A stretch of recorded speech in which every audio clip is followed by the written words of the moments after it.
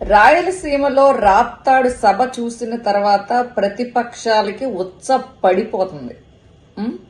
బాత్రూములకి వెళ్ళడం రావడం ఇది ఎలా అంటే షుగర్ పేషెంట్స్ లాగా తయారయ్యారు వీళ్ళు. అంత ఉచ్చబడిపోతుంది అనమాట. ఆ జనం ఏంటి, అసలు ఆ గోలేంటి, అలా అరుస్తారేంటి, జగనన్న జగనన్న జగనన్న అని. అసలు ఏంటి ఇంత పిచ్చి జనాలకి జగనన్న అంటే ఆ అభిమానం. ఒక సొంత కొడుకు ఎలా అయితే ఒక కుటుంబానికి తను సంపాదించి పెడుతుంటే తల్లిదండ్రులు ముచ్చట పడిపోతారో, ఏ కొడుకైతే ప్రయోజకుడైతే తల్లిదండ్రులు ముచ్చట పడిపోతారో, పడిపోతారో అలాగే ఈరోజు జగనన్నని కొడుకుగా, అన్నయ్యగా, మేనమామగా చూసుకుంటున్న ఈ ప్రజలందరూ కూడా అలా సంతోషంతో ఆనందంగా కేరింతలు కొడుతున్నారు. అసలు ఆ జగనన్నని చూడడానికి తండోపతండాలుగా రోడ్లన్నీ ట్రాఫిక్లు జామ్ అయిపోయేలాగా జగనన్నని చూడాలి అని చెప్పేసి అందరూ అలా తరలి వస్తున్నారు. అసలు ఆ జన సంద్రానికి ప్రతిపక్షాలకి ఉచ్చ పడిపోతుంది.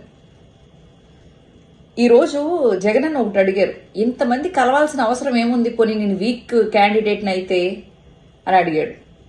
ఎందుకు కలుస్తున్నారు మీరందరూ? ఎందుకు కలవాల్సి వస్తుంది? ఎందుకు మీరు ఇంత బలాన్ని కూడగొట్టుకోవాలి అని చెప్పేసి అనుకుంటున్నారు? తెలుసు జగనన్న గురించి. మీరు ఎన్ని నేషనల్ పార్టీలని, ఎన్ని లోకల్ పార్టీలని కలుపుకున్నా కూడా, ఎన్ని ఛానల్స్ పెట్టి 24/7 365 days వాళ్ళ చెవుల్లో, జనాల చెవుల్లో ఊదుతున్నా కూడా జగనన్న మాత్రం ప్రజల గుండెల్లో గూడు కట్టేసుకుంటున్నాడు. మీరు ఎంత ఆ గూడుని చెదరగొట్టాలనుకున్నా ఖచ్చితంగా అది కుదరదు. అయితే నేను ఒక లిస్ట్ చెప్దాం అనుకుంటున్నాను. ఈ రాప్తాడు సభ ఈ మధ్యకాలంలో పెడుతున్న సభలన్నీ చూసిన తర్వాత, ఎస్పెషలీ రాయలసీమలో సభ చూసిన తర్వాత ఫస్ట్ ఒక భయం పుట్టింది. అలాగే ఒక కుళ్ళుబోతుతనం ఉంటుంది కదా, ఎవరైనా బాగుపడితే ఏంటి వీళ్ళు ఇలా బాగుపడిపోతున్నారు అని చూడలేని తనం ఒకటి ఉంటుంది కదా, అలాంటి ఫీలింగ్స్ అయితే కలిగింది అయితే షర్మిలకి. రాయలసీమలో అన్నకి ఎంత పవర్ ఉంది, ఇంతమంది ఉన్నారు వెనకాల, ఇంతమంది రేపొద్దున్న ఓటేస్తారు అనే భయం పుట్టుకున్నదైతే, అయితే జగనన్న నేనేం చేయలేను అని చెప్పేసి ఒక భయం అయితే పుట్టుకున్నదైతే షర్మిలకి.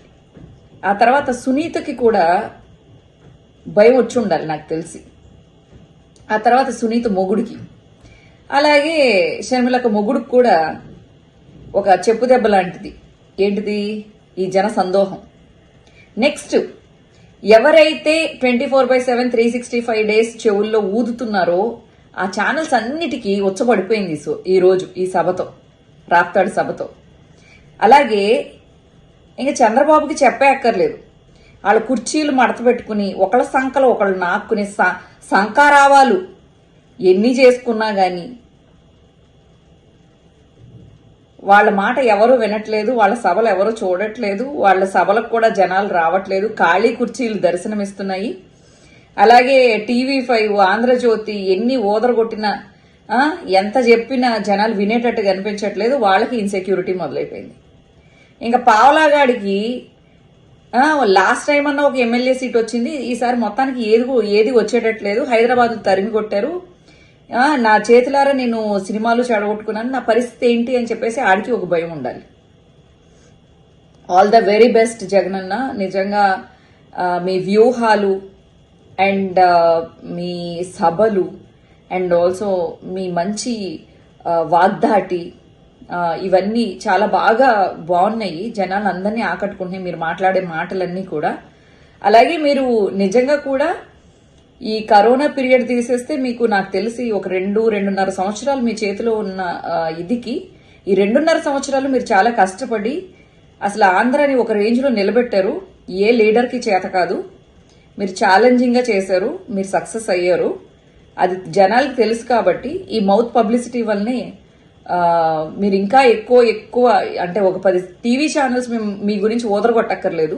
జనాలు చాలు, చిన్న పిల్లలు చాలు, అలాగే ఆడవాళ్ళు చాలు ఆ కుటుంబం అంతా ఓటు వేయించడానికి.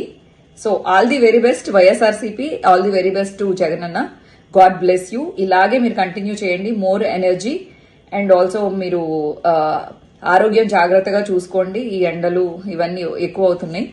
సో ఇంకా మరింత ఉత్సాహంతో మీరు పాల్గొనాలని సభల్లో, మిమ్మల్ని దేవుడు చల్లగా చూడాలని, ఆ ప్రజలు కూడా మిమ్మల్ని బాగా చూస్తారని కోరుకుంటున్నాను.